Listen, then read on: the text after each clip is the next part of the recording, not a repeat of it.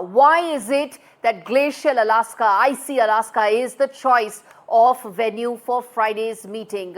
Why is it that this is where the two sides are going to meet to potentially thrash out some sort of a solution? First and foremost, this is 55 miles from Russian territory. So essentially as close as it gets in terms of being near the American territory. First, the second part is the Beranger land bridge. It was a huge land bridge which once connected America and Russia via Alaska. So there is a certain geographical significance to it. But let's now come to the other geopolitical significance of this, which is it underscores the proximity that exists between US and America. So there's a certain geographic proximity. A lot of Alaska actually has Russian Orthodox churches also in terms of its skyline. And that tells you a certain historical connect between the two sides. It also offers some sort of a semi-neutral middle point for Putin and Trump. It is semi-neutral simply because this is where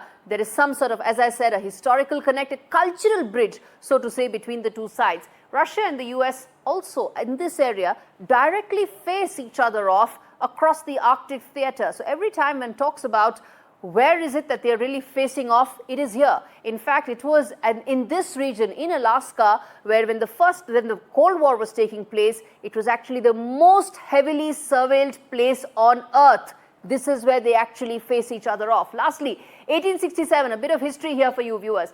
It was Tsar Alexander II who sold Alaska off to the US for $7.2 million value in gold.